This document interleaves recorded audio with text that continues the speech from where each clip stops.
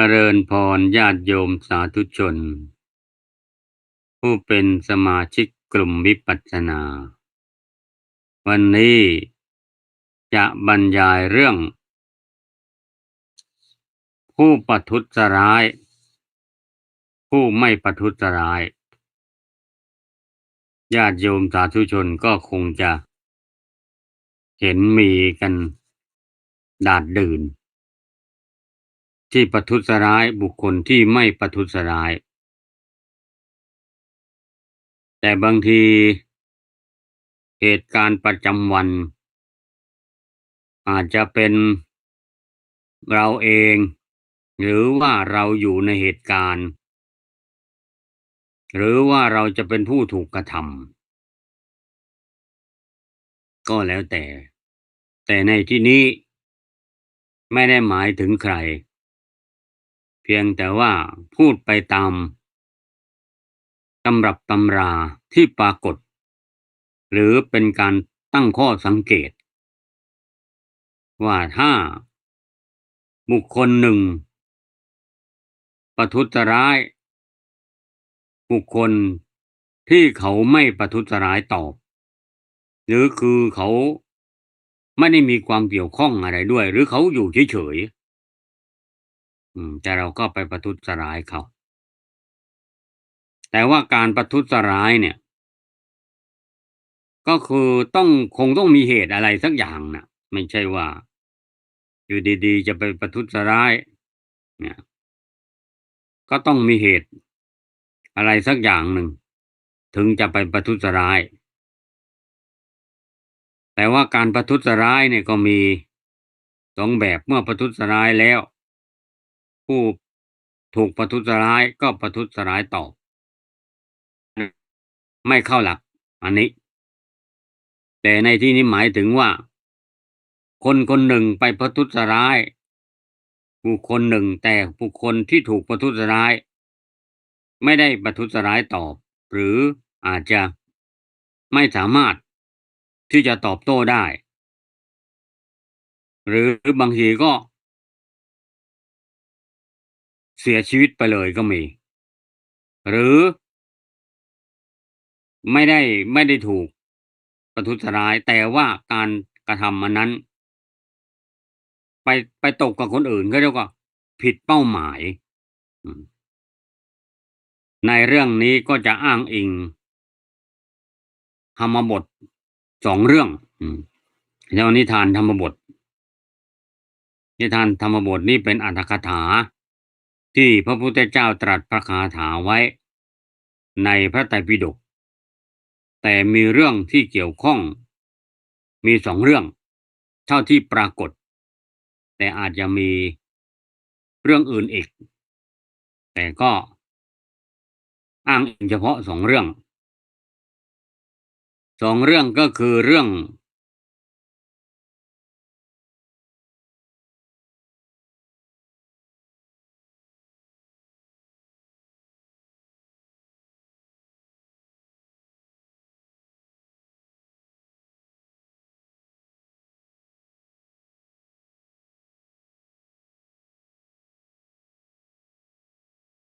โกสกะเศรษฐี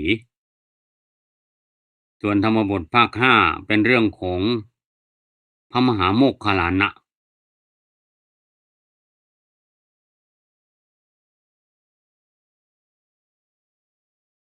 ผ่านเพราะเหตุนี้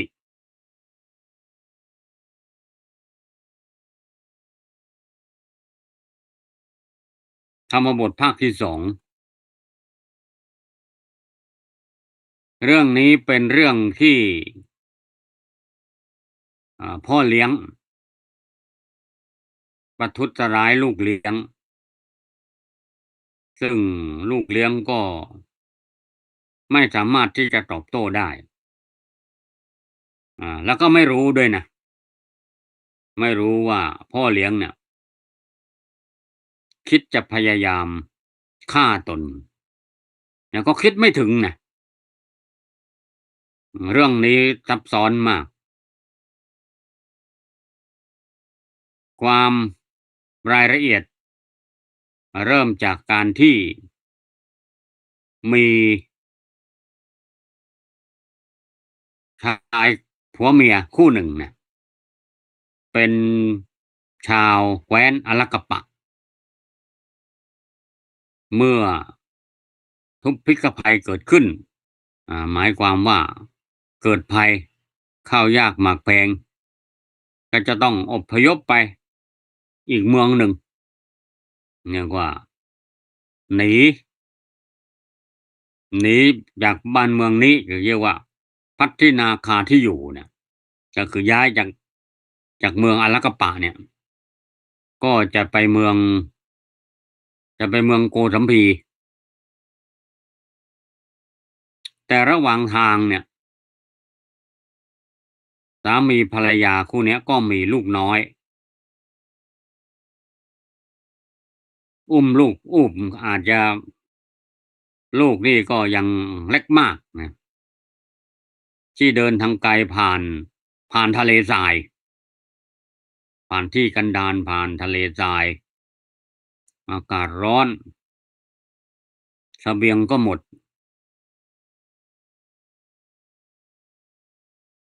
ในขณะที่เดินทางผ่านทะเลทรายเนี่ยมารดานี่ก็อุ้มลูกสามีก็ถืออาจจะถือห่อผ้าห่ออะไร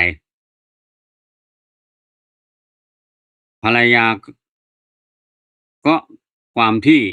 หมดแรงก็เลยบอกว่าให้สามีอุ้มลูกบ้างนางก็จะถือห่อผ้าแต่ทั้งสามีภรรยาเนี่ยก็ทั้งหิวทั้งกระหายทั้งหมดแรงก็ไม่มีแรงจะอุ้มลูกสามีก็เลยบอกกับภรรยาว่าเรามีชีวิตอยู่ก็อาจจะได้ลูกใหม่นะมีโอกาสได้ลูกใหม่ก็ทิ้งลูกเสียเถอะนะพวกเขาไม่มีแรงที่จะอุ้มลูกไปแล้ว2 คนก็จะไม่ไหวแล้วแต่ความรักของแม่ยิ่งใหญ่บอกว่าไม่ได้ฉันไม่สามารถทิ้งลูกที่ยังมีชีวิตได้ก็ผลัดกันอุ้มไปอย่างนี้แหละเวลาแม่อุ้มลูกก็อุ้มไปได้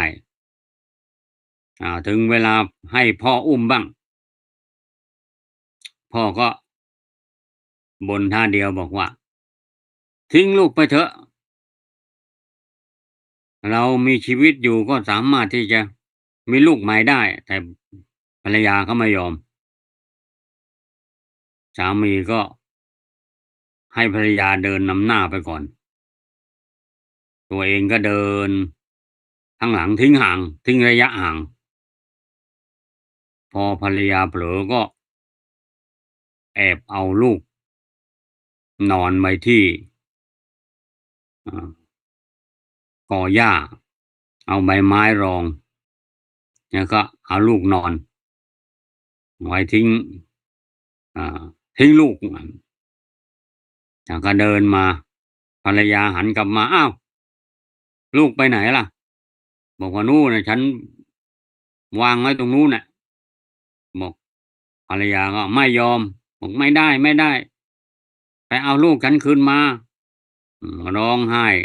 ไม่ยอมสามีก็เลยต้องวิ่งกลับไปอุ้มลูกกลับมาปรากฏว่าเด็กเสียชีวิตแล้วเด็กก็คงจะป่วยด้วยร้อนด้วยกระหายไม่มีน้ำดื่มทั้งร้อนทั้งหิวกระหายหลายอย่างเนี่ยเด็กคงจะป่วยด้วยนะพอเจอความร้อนจนทนไม่ไหวก็เด็กก็เลยเสียชีวิตเมื่อเสียชีวิตแล้วก็ลูกตายแล้วอืมมาเลยช่วยกันขุดหลุมฝังก็เดินทางต่อไป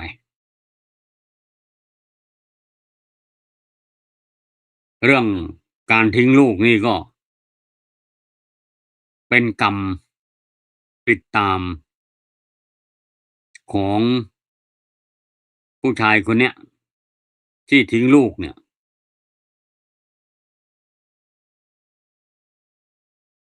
ภาษาบาลีว่าเอ่อนายโกตุหลิกะทิ้งบุตรในฐานะมีประมาณเท่านี้จึงถูกเขาทอดทิ้ง7 ครั้งในระหว่างแห่งภพด้วยผลแห่งกรรมนั้นด้วยประการฉนี้ชื่อว่าบาปกรรมนี้อันบุคคลไม่ควรดูหมิ่นว่าน้อยมีภาษาบาลีรับรองว่าอิติโสเอตเกฐาเนปุตตัง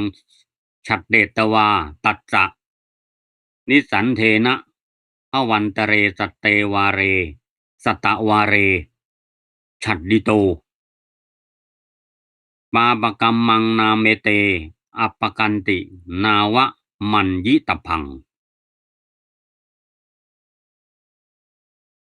เนี่ยผลของการทิ้งลูกเนี่ยก็เลยทำให้กรรมติดตามมาตัวเองต้องมาถูกทอดทิ้ง7 ครั้งด้วยกันบุรุษคนนี้แหละก็ก็เสียชีวิตไปแล้วก็ไปเกิดก็ตัดตอนมาเกิดเป็นลูกของโสเภณีจริงๆรายละเอียดมีช่วงระยะนี้มีอีกนะแต่ว่าตัดตอนมาเกิดเป็นลูกโสเภณีเลยบุรุษคนนี้นะที่ทิ้งลูกเนี่ยมาเกิดใหม่เป็นลูกโสเภณีธรรมดาว่าโสเภณีเนี่ยเขาก็จะเลี้ยงแต่ลูกผู้หญิงถ้าออกลูกมาเป็นผู้ชายเขาก็จะเอาไปทิ้งใส่กระด้งก็เอาไปทิ้งทิ้งครั้งที่1ก็คือให้สาวใช้เอาใส่กระด้งเอาไปทิ้งที่กองขยะ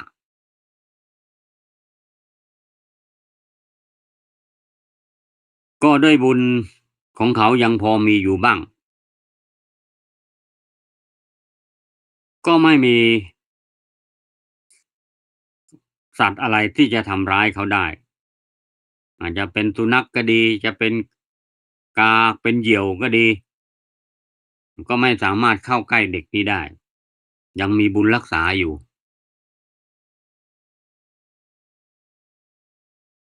สำหรับกล่าวถึงท่านเศรษฐีอาอีกคนหนึ่งก็เดินทางกำลังจะไปเฝ้าพระราชาถามเจอปุโรหิตที่เป็นโหรหลวงก็ถามว่าอาจารย์วันนี้มีเหตุการณ์อะไรเกิดขึ้นบ้างได้ตรวจดูบ้านเมืองหรือยังก็ถามไปตามประสาในเมื่อเขาเป็นโหราจารย์ประจำสำนักพระราชวังก็ถามไปคิดว่าจะมีเหตุการณ์อะไรโหราจารย์ก็บอกว่าดูแล้ววันนี้ไม่มีอะไรเหตุการณ์ปกติแต่ว่าเด็กที่เกิดวันเนี้ยจะได้เป็นเศรษฐีโอ้ท่านเศรษฐีนี่ก็คิดได้ดังนั้นก็ในใจก็คิดต่อไปว่าเอ๊ะภรรยาเราก็ท้องแก่ใกล้คลอดแล้วไม่รู้ว่าภรรยาของเราเนี่ยจะคลอดลูกวันนี้หรือเปล่าก็เลยสั่งคนใช้บอกกลับไปบ้านไปดูสิว่าภรรยาเราคลอดหรือยังคนใช้ก็รีบกลับไปบ้านไปดูก็รีบมารายงานท่านเศรษฐีว่าภรรยาของท่านยังไม่คลอดขอรับ เศรษฐีท่านนี้ก็รีบเข้าไปเฝ้าพระราชาเสร็จกิจจากพระราชมนเทียนแล้วก็รีบกลับบ้านมาดูภรรยาก็ยังไม่คลอดจริงๆเลยสั่งคนใช้บอกว่าไปหาดูสิว่าในบ้านนี้ตำบลเนี้ยแถวๆเนี้ยในเมืองเนี้ยมีเด็กที่เกิดวันนี้บ้างไหมถ้าเจอนะไปซื้อมาเลย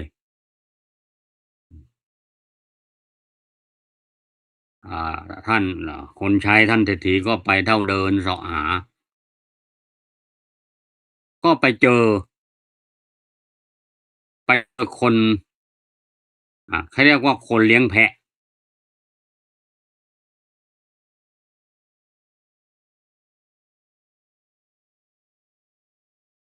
ก็ไปอุ้มเด็กมาไปเจอเด็กที่โอ้ยใครเอาเด็กใส่กระด้งมาทิ้งกองขยะเจอเด็กก็มีความรักมีความผูกพันมีความเมตตาสงสารเก็บมาเลี้ยงเอามาให้แม่บ้านเลี้ยงคนใช้ท่านเศรษฐีนี่ก็มาเจอแม่บ้านกำลังอาบน้ำให้เด็กอยู่ก็ถามว่าเด็กนี่เกิดเมื่อไหร่แม่บ้านเขาบอกว่าเกิดวันนี้แหละเนี่ยสายกระดือยังแดงๆอยู่เลยมีคนเอาใส่กระด้งเอามาทิ้งสามีเราเก็บได้แล้วก็เอามาเลี้ยงไว้บอกว่าให้เลี้ยงไว้เป็นลูกคนใช้ท่านเศรษฐีก็บอกว่าขอซื้อได้ไหมแม่บ้านก็ขอไม่ได้เพราะว่าจะเลี้ยงเอาไว้เป็นลูกฉันก็ไม่มีลูกเหมือนกันก็แค้นขอซื้อตั้งแต่1 กหาปณะเนี่ยจนเพิ่มราคาขึ้นไปเรื่อยจนเป็น1,000 กหาปณะนะพอ1,000 กหาปณะก็มากอยู่แม่บ้านก็เลยยอมคิดว่าท่านเศรษฐีเอาเด็กไปเลี้ยงก็คงจะเลี้ยงได้ดีกว่าเนี่ยก็เลยยอมขายให้1,000อืมแต่เศรษฐีก็ได้เด็กมาแล้วเอามาเลี้ยงไว้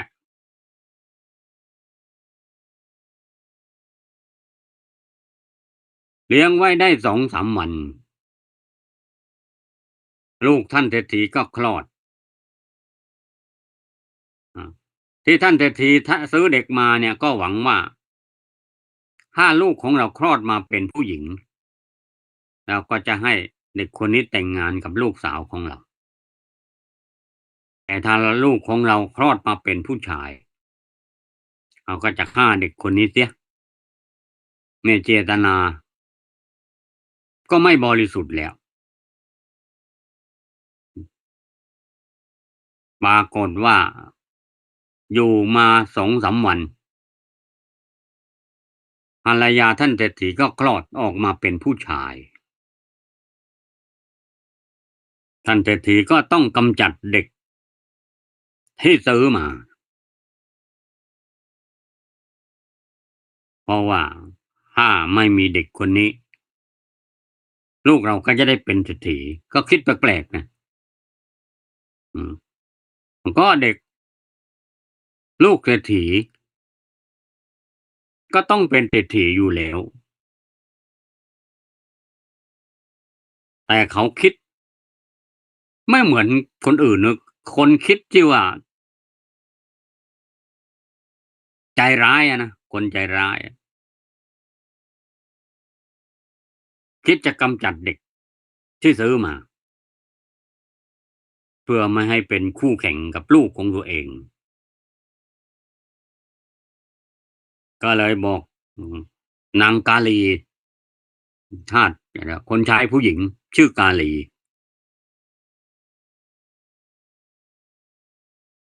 กาลีก็แปลว่าดำนะถ้าผู้ชายก็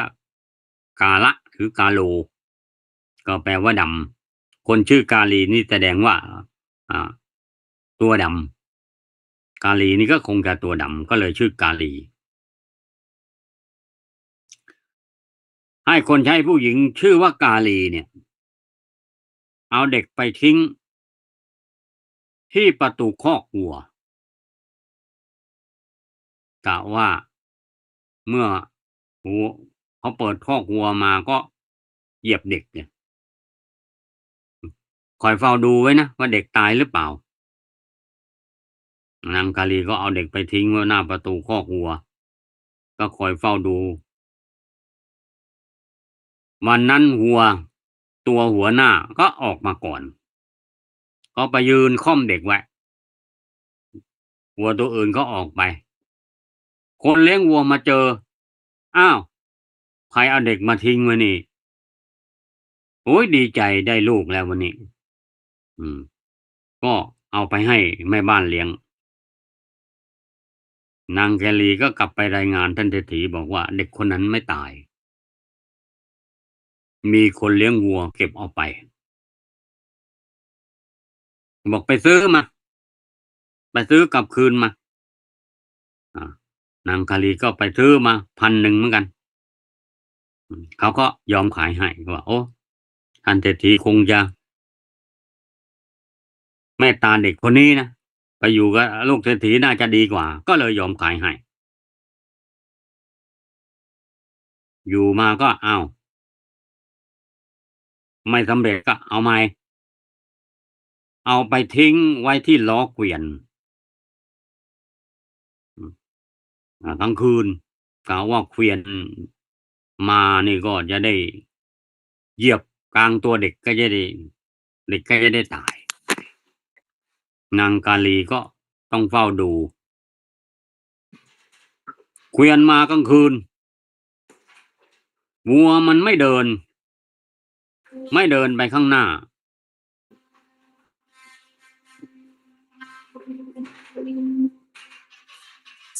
ก็เลยเอ๊ะทำไมงัวไม่เดินพยายามจนสว่าง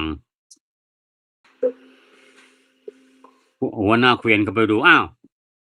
ใครเอาเด็กมาทิ้งไว้ที่ล้อเกวียนก็เก็บไปเลี้ยงอีกทันทีก็บอกว่าไปซื้อคืนมาอีกไปซื้อคืนมายังไม่สำเร็จอ้าวไปทิ้งใหม่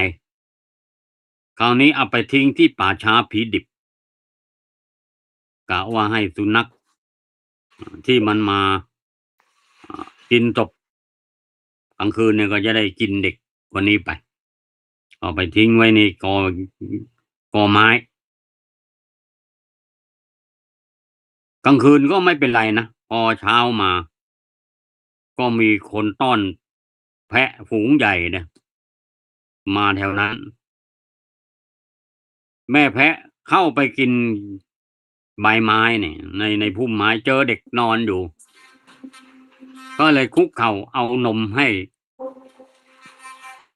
เด็กกินเด็กก็กินนมแพะอืมเนี่ยได้บุญของเด็กคนนี้นะขนาดแพะนะ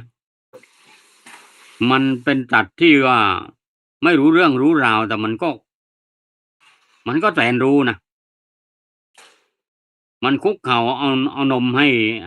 เด็กกินเด็กก็ได้กินนมแพะคนเลี้ยงแพะมาเห็นแพะตรงนี้เข้าไปในพุ่มไม้ก็ไล่ไล่มันก็ไม่ไปก็เข้าไปดูอ้าวกำลังให้เด็กกินนมอยู่โอ้ยดีใจได้ลูกก็เก็บไปเลี้ยงนางกาลีก็ไปซื้อมาอีกท่านฤาษีก็ให้ไปซื้อมาอีกซื้อกลับมาคราวนี้เอาไปทิ้งที่เหวทิ้งโจรก็โยนลงไปเลยโยนลงไปในเหวเลยไม่ตายให้มันรู้ไป มันจะได้เป็นท่อนน้อยท่อนใหญ่ไปถึงเหวก็โยนลงไปในเหวเลย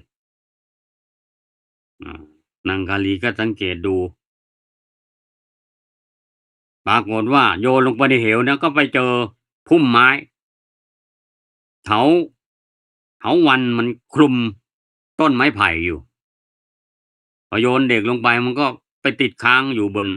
เถาวัลย์น่ะก็มีคนช่างสารก็มาตัดไม้ไผ่ตัดไม้ไผ่ก๊อกก๊อกก๊อกได้ยินเสียงเด็กร้องอยู่ข้างบนน่ะเอ๊ะเสียงเด็กร้องอยู่ข้างบนปีนขึ้นมาเอาเด็กลงมาโอ้ดีใจได้ลูกจะเอาไปเลี้ยงนางแคลีก็ไปบอกท่านเศรษฐีบอกเด็กคนนั้นไม่ตายมีคนเก็บไปเลี้ยงอีกแล้วก็ท่านเศรษฐีก็บอกไปซื้อคืนมาไปซื้อคืนมาคราวนี้ก็เลี้ยงมาจนเริ่มโตแหละเริ่มโตเป็นเป็นหนุ่มน้อยแล้วอยู่มาวันหนึ่งลูกของท่านเศรษฐีเนี่ยลูกจริงของท่านเศรษฐีเนี่ยก็เริ่มจะเป็นเด็กโตขึ้นมาหน่อยก็ไปเล่นคลีเล่นคลุกเล่นทอยเส้นนะพนันเสียไปคือเล่นไม่เก่งนะก็เลยเสียตังค์ไปเยอะเลยท่านเศรษฐีนี้ก็วางแผนไปเจอช่างเผาหม้อก็บอกว่าท่านทำงานให้เราสักอย่างได้ไหมบอกได้ท่านเศรษฐีจะให้ทำอะไรล่ะบอกว่าเรามีลูกอยู่คนหนึ่งลูกเลี้ยงเราเกลียดมันเราจะฆ่ามันเดี๋ยวพรุ่งนี้เราจะส่งมาหาท่านนะแล้วท่านก็จับมันหั่นเป็นท่อนๆแล้วก็ยัดใส่เตาเผามันเลยทำลายหลักฐานเลยได้ท่านเศรษฐีพรุ่งนี้ก็ท่านก็ส่งเหล็กมาก็แล้วกันอืมเศรษฐีก็บอกว่าโคสกะเด็กคนนี้ชื่อโคสกะนะเอาหนังสือนี่ไปให้ช่างปั้นหม้อนะบอกว่าช่วยทำงานให้พ่อสักอย่างหนึ่งโคสกะก็ถือหนังสือมาก็เป็นจดหมายปิดผนึกถือหนังสือมาก็จะไปหาช่างปั้นหม้อเจอน้องกำลังเล่นคลุกอยู่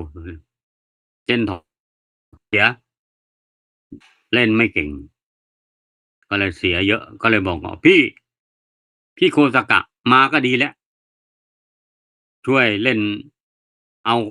ตังค์คืนให้ฉันหน่อยฉันเสียไปหลายอาทแล้วบอกไม่ได้พ่อใช้ให้ฉันไปทำงานฉันจะไปบ้านช่างหม้อเดี๋ยวฉันไปเองไม่ได้เดี๋ยวพ่อดุเอาเด็กก็ไม่รู้มันไม่รู้หรอกพ่อไม่รู้หรอกเดี๋ยวฉันไปเองพี่ช่วยเล่นแทนฉันหน่อยเอาเงินคืนมาให้ได้นะอ้าวเมื่อน้องขยันขยออย่างนั้นแหละแล้วก็โคสกานี่ก็เลยเล่นอ้าวให้น้องไปแทนก็ถือจดหมายนี้ไปเด็กคนนั้นน่ะลูกจริงของเศรษฐีนี่ก็ถือจดหมายไปหาช่างปั้นหม้อที่อยู่ชายทุ่งน่ะก็บอกว่าลุงช่วยทำงานให้พ่อสักอย่างหนึ่งอืมแล้วก็ยื่นหนังสือให้ก็พูดตามที่โคสกะพูดเนี่ยบอกมาได้เจ็ดท่านเศรษฐีสั่งไว้แล้วเองเข้ามาข้างในก่อนอืมเข้ามากินน้ำกินท่าก่อนมากินขนมก่อนอืมละหลอกหลอกเด็กเข้าไปข้างในห้องก็จัดการหั่นเป็นท่อนๆแล้วก็โยนเข้าเตาไปเลยเผาทำลายหลักฐาน โคสกาก็เล่นทอยเส้นอยู่เนี่ยทั้งวันน้องก็ไม่มาสักทีเย็นแล้วก็เลยคิดว่าน้องคงกลับบ้านไปแล้วก็เลยเดินกลับบ้านท่านเศรษฐีเห็นโคศกเดินกลับมาก็บอกอ้าวโคสกาเหอไม่ได้ไปทะบ้านช่างหม้อเหรอบอกว่าไม่ได้ไปน้องไปแทนเท่านั้นแหละโอ้โฮท่านเศรษฐีวิ่งเลยวิ่งไปหาช่างปั้นหม้อที่อยู่ชายทุ่งเนี่ยบอกอย่าทำไม่ทันแล้วช่างปั้นหม้อบอกท่านเศรษฐีอย่าเอ็ดไปงานของท่านสำเร็จแล้วอืมเอาให้ตังค์ไว้1,000ก่อนนะเป็นค่าจ้างอาปรากฏว่า1,000นี่กลายเป็นว่าฆ่าลูกตัวเองเนี่ยจะโวยวายก็ไม่ได้นะผิดกฎหมายเพราะว่าตัวเองเป็นคนสั่งเอาผิดก็ผิดด้วยกันเนี่ยก็เลยไม่รู้จะทำไงนี่ลูกตายไปแล้วลูกจริงๆตายไปแล้วก็เหลือแต่ลูกเลี้ยงแหละยังไม่ยังไม่สำนึกนะต้องฆ่าให้ได้นะแค้นนะเนี่ยเป็นสาเหตุโยมพิจารณานี่มันเป็นความผิดของใครล่ะเนี่ยอืมยังแค้นไม่หายไม่เลิกต้องต้องกำจัดให้ได้นะขนาดลูกตัวเองตายไปแล้วนะก็เหลือแต่ลูกเลี้ยงเนี่ยก็น่าจะสำนึกได้แล้วไหนๆก็เหลือแต่ลูกเลี้ยงแล้วก็เลี้ยงไว้เหอะยังไม่สำนึกเนี่ยญาติโยมสาธุชนทั้งหลายคนเราบางทีเนี่ยพอจิตใจมันชั่วร้ายแล้วเนี่ยมันก็ไม่ถึงที่สุดอะนะมันก็จะคิดประทุษร้ายไปเรื่อยแหละพอคนมันไม่ชอบแล้วเนี่ยมันเกลียดแล้วเนี่ยมันยังไงมันทำใจให้รักไม่ได้นะมันคงจะเป็นคู่เวรกันยังไงก็ไม่ทราบอะเนี่ยทีนี้ถ้าเกิดความสงสัยว่าทำไมการกระทำของพ่อทำไมถึงมาตกกับลูกได้เนี่ยอืมพ่อสั่งจะคิดจะฆ่าโคสกะเนี่ยทำไปทำมากลายเป็นฆ่าลูกตัวเองเนี่ยทำไมกรรมไปตกกับลูกได้เนี่ยเรื่องแบบนี้มันก็เป็นเรื่องที่คงจะวินิจฉัยได้ว่าก็คงจะทำกรรมมาร่วมกันเช่นเด็กคนนี้มาเกิดเป็นลูกท่านเศรษฐีก็คงจะทำบุญมาด้วยกันเด็กคนนี้ก็มีบุญน้อยทำบุญมาน้อยก็ตายเสียตอนเป็นเด็กนะคนที่ฆ่าเขาก็คือพ่อเขาเองเด็กก็ไม่รู้เรื่องรู้ราวอะไรมารับกรรมที่พ่อทำก็ปรากฏว่าเด็กก็ตายไปอืมอ่าคนที่ประทุษร้ายคนอื่นก็กลับมาฆ่าลูกของตัวเองจิตใจของท่านเศรษฐีนี่ก็เสียใจมากนะยังไม่ล้มเลิกความใจนะต้องฆ่าโคสกะให้ได้คิดอุบายก็คิดไม่ออกหาทางยังไงก็ไม่สำเร็จจนโคสกะเนี่ยนะโตเป็นหนุ่มแล้วโตเป็นหนุ่มก็คิดว่าอ้าวคราวนี้แหละคงสำเร็จแน่ก็บอกว่าโคสกะไปหาเลขาของพ่อที่ต่างจังหวัดนะแล้วก็เขียนจดหมายปิดผนึกแล้วบอกว่าลูกคนนี้เป็นลูกเลี้ยงฉันเกลียดมันมากช่วยฆ่ามันทีนะฆ่ามันสำเร็จแล้วก็ช่วยรายงานกลับมาด้วยเขียนหนังสือแล้วก็ปิดผนึกแล้วก็ผูกชายผ้าของโคสกะบอกว่าไปหาเลขาพ่อที่อยู่ต่างจังหวัดอะบอกว่าเอาหนังสือนี่ให้เขานะ โคสกะก็บอกว่าพ่อฉันไม่มีเสบียงไม่ต้องเสบียงหรอกเองไปกินข้าวข้างหน้าเนี่ยระหว่างทางเนี่ยมีเพื่อนพ่ออยู่เป็นเศรษฐีเป็นอนุเศรษฐีอยู่ชานเมืองน่ะเองไปกินข้าวเช้าที่นั่น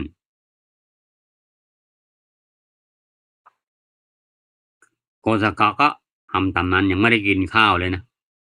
เดินไปกว่าจะไปถึงชานเมืองก็สายไปถึงก็ไปเจอ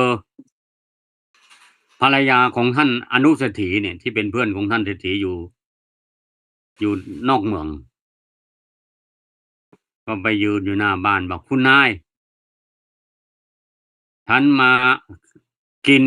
อาศัยกินข้าวที่บ้านเนี่ยคุณนายก็ถามว่าเองลูกเต้าเหล่าใครล่ะก็บอกว่าฉันลูกเศรษฐีที่เป็นเพื่อนกับท่านเศรษฐีบ้านนี้แหละบอกอ๋อเจ้าชื่อโคสกะใช่ไหมบอกใช่เข้ามาก่อนอืมเข้ามากินน้ำกินท่า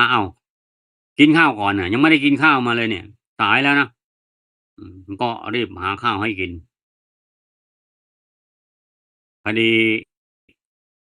ท่านอนุเศรษฐีนี่ก็มีลูกสาวอยู่คนหนึ่ง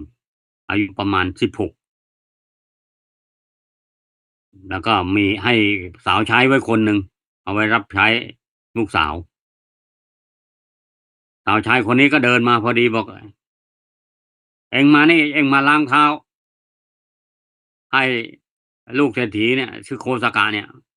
ล้างเท้าเสร็จแล้วก็จัดเตียงจัดที่นอนให้เขานอนพัก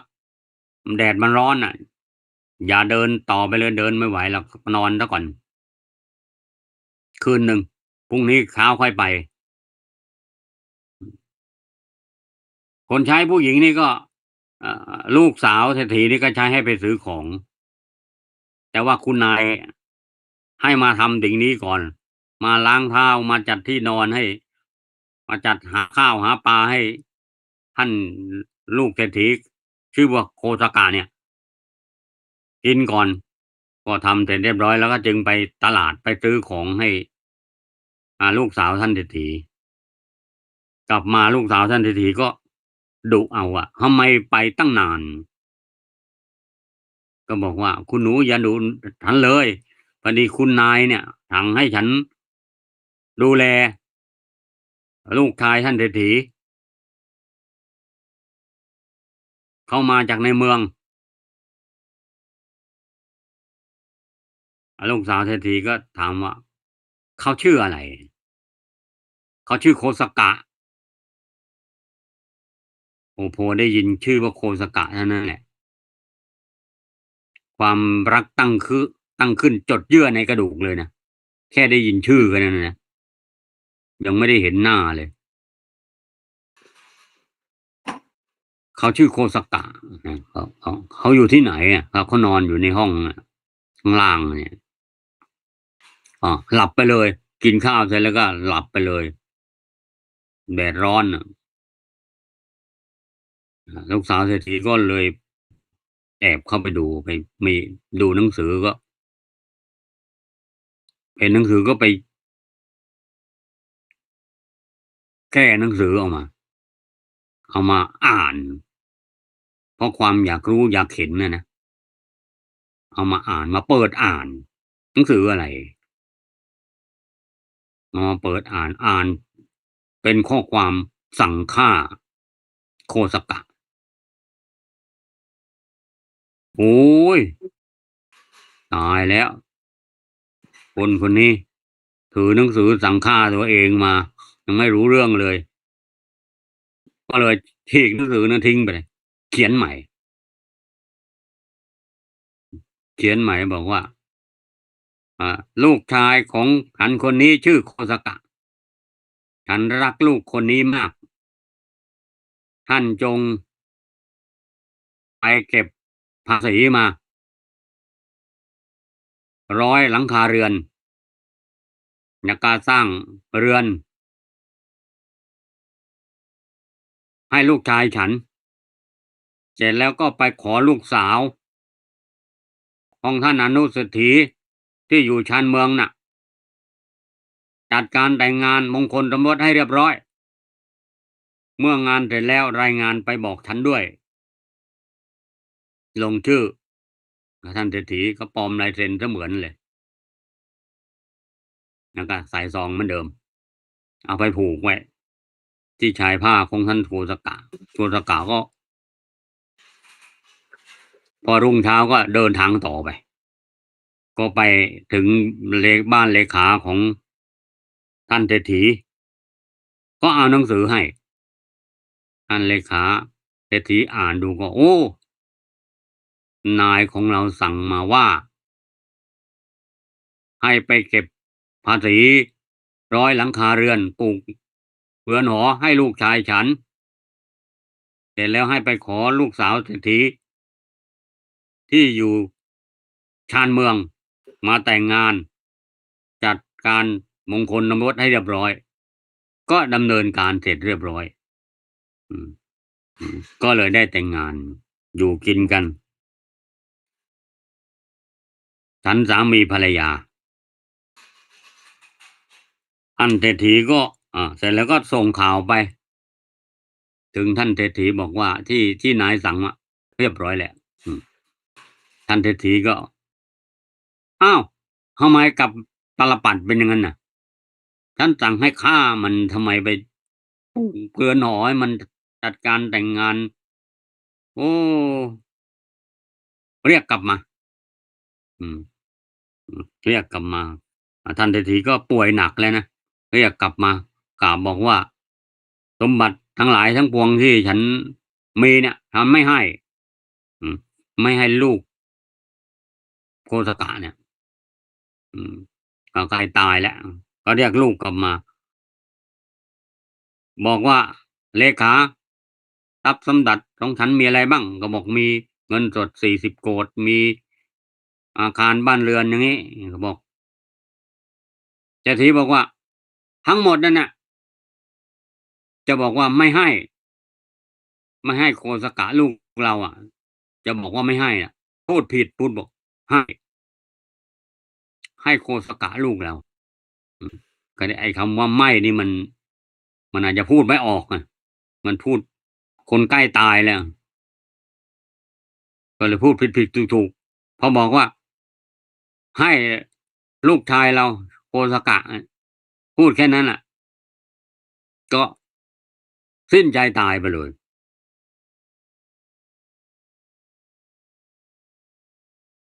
ทรัพย์สมบัติทั้งหมดก็เลยต้องตกเป็นของโคสกะอันนี้มาถึงบทสรุป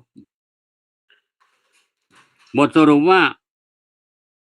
คนที่ประทุษร้ายคนที่ไม่ประทุษร้ายต่อคือเขาไม่รู้เรื่องอะก็คือท่านเศรษฐีเนี่ยพยายามจะประทุษร้ายลูกบุญธรรมอะคือเก็บมาเลี้ยงนี่มีเป้าหมายในเมื่อเป้าหมายไม่สำเร็จก็คิดจะกำจัดเสียเลยจิตใจของคนเราเนี่ยมันก็ยากแท้หยั่งถึงนะอุตส่าห์เก็บมาเด็กมาเลี้ยงเพื่อมีเป้าหมายบางอย่าง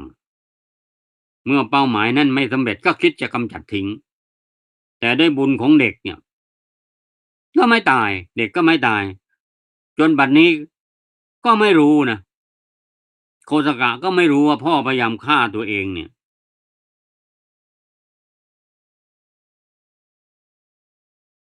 ผลที่สุดก็ไปทราบที่ภรรยาเนี่ยว่าโอ้อันเศรษฐีนี่พยายามจะฆ่าเราเนี่ยแล้วโคสกะเศรษฐีเนี่ยก็เป็นเศรษฐีแทนพ่อแล้วตามที่โหราจารย์ได้ทำนายบอกว่าเด็กเกิดวันนี้เป็นเศรษฐีก็ได้เป็นจริงๆแต่ถูกทิ้งอะ7ครั้งน่ะเพราะโทษที่ทิ้งลูกกันเนี่ยอืมแต่ว่าไม่ได้หมายความว่าจะเป็นอย่างนั้นทั้งหมดนะนี่เป็นแค่ตัวอย่างหนึ่งที่โทษของการทิ้งลูกหรือตัวเองต้องถูกทิ้งไป7ครั้ง 7 ครั้งคือครั้งที่1เอาไปทิ้งที่กองหยักเยื่อครั้งที่2ไปทิ้งที่ประตูคอกวัวครั้งที่3ไปทิ้งที่ล้อเกวียนครั้งที่4ไปทิ้งที่ป่าช้าผีดิบครั้งที่5ไปทิ้งที่เหวทิ้งโจรครั้งที่6คิดจะฆ่านะก็ใส่เตาเผาก็รอดมาได้ครั้งที่7ก็ส่งไปบ้านที่ต่างจังหวัดสั่งฆ่าแต่ก็ฆ่าไม่สำเร็จผลที่สุดกลับไปได้ภรรยาเศรษฐีที่อยู่ชานเมืองเป็นภรรยาเพราะว่าเขาเป็นเนื้อคู่กันแล้วลูกสาวเศรษฐีก็คือคนที่เคยเป็นภรรยาเก่า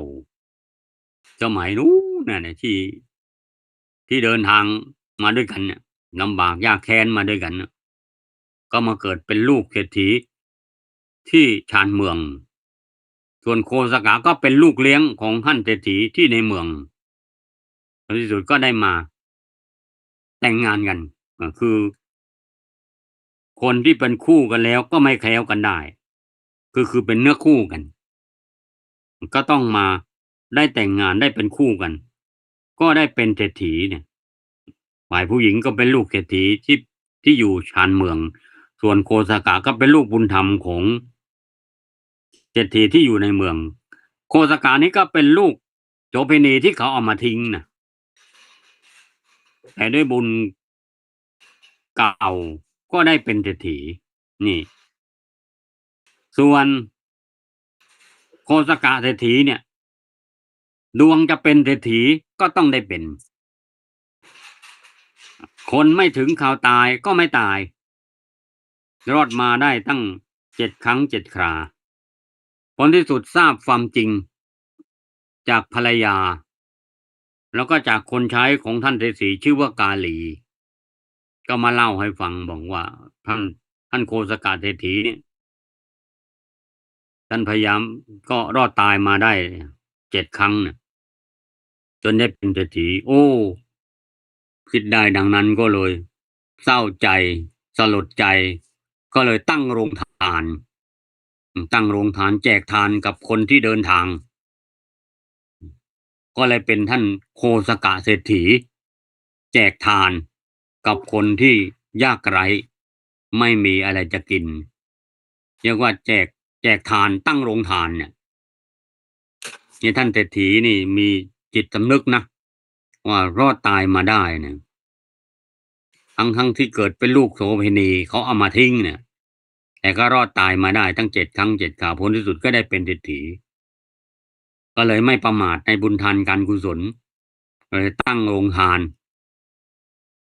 เลี้ยงคนที่เดินผ่านไปผ่านมาหรือคนไม่มีข้าวจะกินก็เลี้ยงบริจาควันละพันกหาปณะก็เป็นเศรษฐีก็นี้ก็เรื่องของคนที่ประทุษร้ายผู้ไม่ประทุษร้ายก็คือท่านเศรษฐีเนี่ยพยายามที่จะประทุษร้ายพยายามจะฆ่าโคสกะเนี่ยเด็กที่เก็บมาได้เนี่ยซึ่งเด็กนั้นไม่รู้เรื่องเลยก็ไม่ได้ประทุษร้ายตอบแต่ก็รอดมาได้ผลที่สุดท่านเศรษฐีก็ต้องเสียลูกแท้ๆไปแล้วท่านเศรษฐีก็ป่วยเพราะว่าอาจจะทำกรรมหนักแล้วก็อาจจะเสียใจที่ลูกตายอะไรเงี้ยนะก็เลยก็ป่วยแล้วก็เสียชีวิตไปด้วยวัยอันไม่สมควรเนี่ยที่สุดโคสกาก็ได้เป็นเศรษฐีนี่ก็รอดมาได้อืมอีกเรื่องหนึ่งก็เป็นเรื่องที่โจรไปฆ่าพระมหาโมคคัลลานะซึ่งท่านเป็นอัครสาวกของพระพุทธเจ้าแต่พระมหาโมคคัลลานะท่านก็รู้ท่านก็ยอมรับกรรมก็ยอมให้เขาทุบจนกระดูกแหลกเหลวแล้วก็เอาไปทิ้งที่กองขยะเหมือนกันแต่ท่านเป็นพระอรหันต์ ท่านก็เลยขสานกระดูกนะกระดูกที่แหลกเหลวไปเนี่ยมันก็ประสานถ้าแกล้งกายนะแกล้งตายก็ประสานกระดูกเข้ามาให้เหมือนเดิมแล้วก็เหาะไปเฝ้าพระพุทธเจ้าไปลาพระพุทธเจ้าบอกว่าขอลานิพพานก็คงจะถึงเวลาแล้วพระพุทธเจ้าก็ตรัสถามว่าเธอจะนิพพานที่ไหนก็บอกว่าตรงนี้ตรงนี้ตรงกองขยะตรงนี้แต่แล้วก็กลับไปที่เดิมก็ไปนอนที่เดิมก็นิพพานพระพุทธเจ้าทราบก็ให้ภิกษุมานำสรีระของท่านเอาไปฌาปนกิจแล้วก็บรรจุอัฐิเป็นสถูปเป็นเจดีย์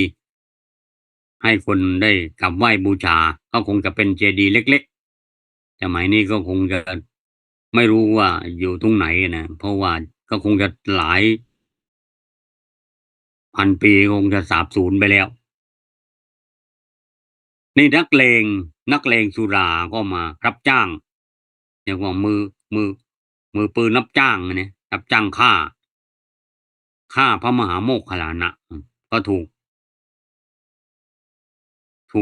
ฆ่าตายนะถูกทุบแต่ว่าคนที่ประทุษร้ายผู้ที่ไม่ประทุษร้ายเนี่ยก็ย่อมได้ทุก10 ประการอืมทุก10 ประการทุกหนักนะก็คือผู้ที่ประทุษร้ายบุคคลที่ไม่ประทุษร้ายไม่มีอาทยาด้วยอาทยาย่อมถึงฐานะ10 อย่างอย่างใดอย่างหนึ่งพลันทีเดียวอย่างที่หนึ่งได้รับเวทนากล้าอันต่างด้วยโรคมีโรคในศีรษะเป็นต้นอย่างที่สองถึงความเสื่อมทรัพย์ที่ได้โดยยากอย่างที่สามถึงการแตกสลายแห่งสรีระมีการโดนตัดมือตัดเท้าเป็นต้น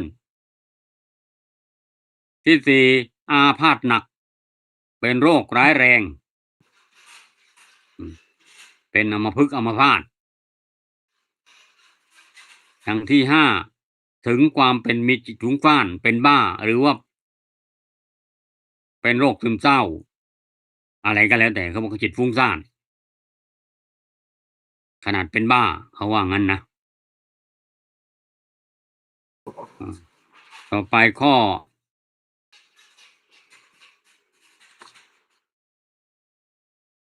2 4 5 6ข้อ6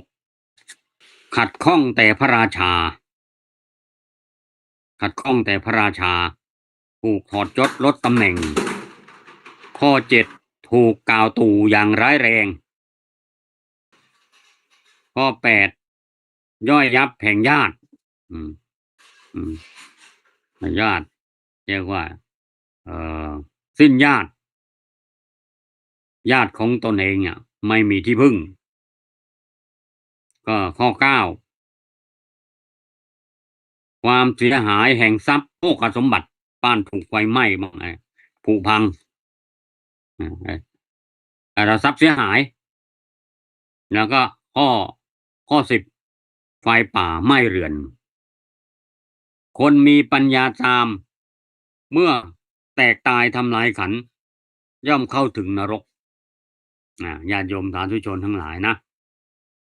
เพราะฉะนั้นเราจะเห็นว่าคนที่ประทุษร้ายบุคคลที่ไม่ประทุษร้ายเนี่ยก็ทำกรรมหนักนะ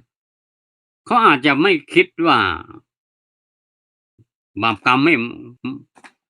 ไม่เชื่อเนี่ยแต่นี่พูดในกรณีที่ว่าทำร้ายผู้ที่ไม่ประทุษร้ายตอบนะนะครับอย่างเช่นท่านเศรษฐีนี่ก็พยายามจะฆ่าลูกเลี้ยงลูกบุญธรรมเนี่ยก็ผลที่สุดก็ฆ่าไม่ได้ผลที่สุดตัวเองก็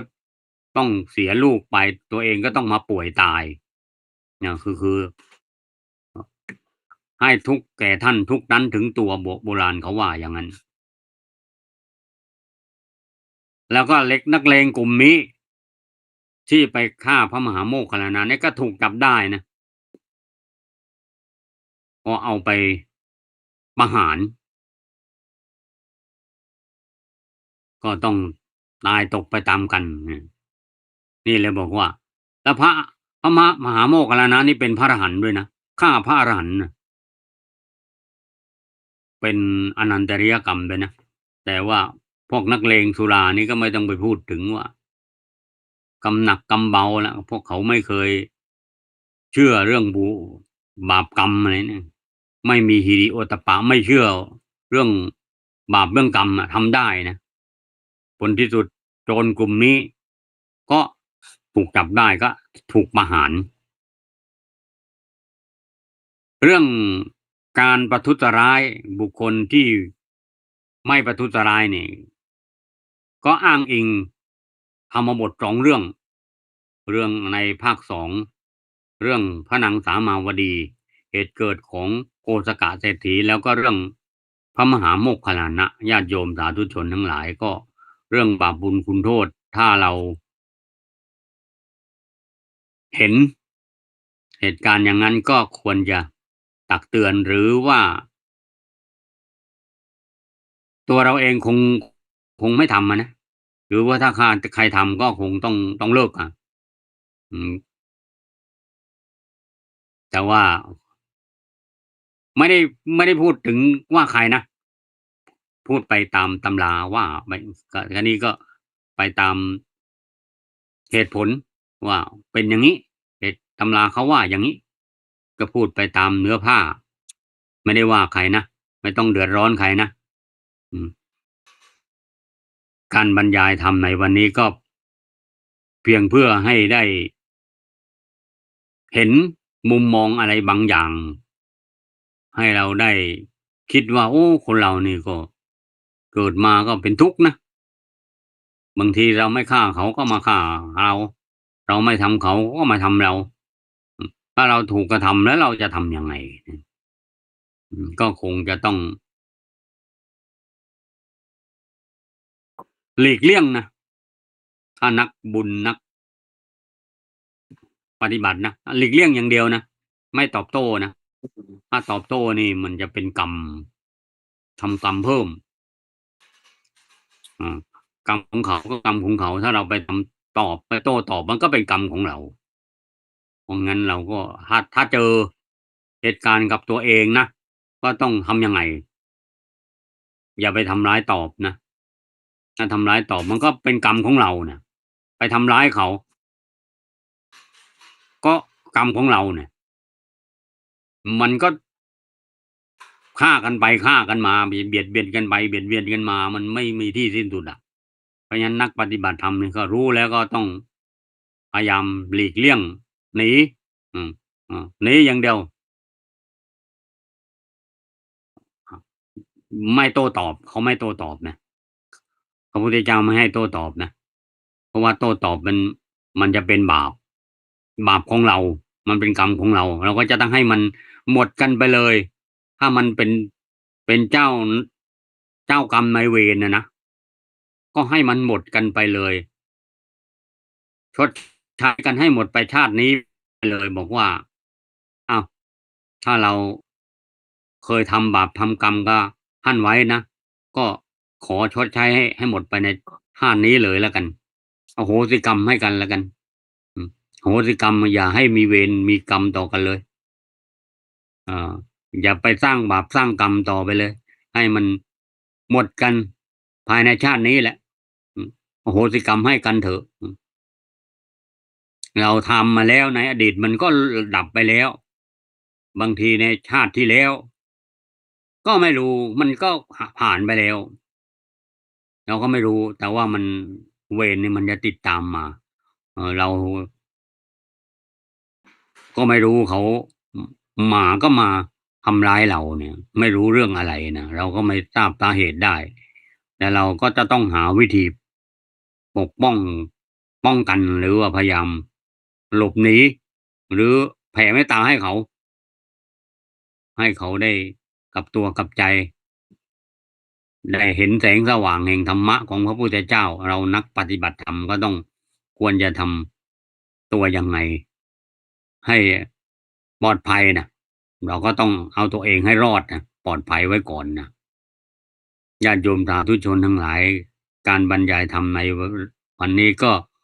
น่าจะได้อะไรบ้างสิ่งละอันพนละน้อยก็ไปคบคิดพิจารณาเป็นเครื่องเตือนใจสำหรับวันนี้ก็พอสมสมัยได้เวลาขออำนวยอวยชัยให้ญาติโยมสาธุชนทั้งหลายมีความสุขมีความเจริญมีสุขภาพพลานามัยแข็งแรงเจริญด้วยจตุรพิทธพรชัยทั้ง4ประการคืออายุวรรณะสุขะพละปฏิภาณธนสารสมบัติธรรมสารสมบัติงอกงามไพบูรณ์ในธรรมะขององค์สมเด็จพระศาสดาสัมมาสัมพุทธเจ้ายิ่งขึ้นไปเทิน สาธุสาธุ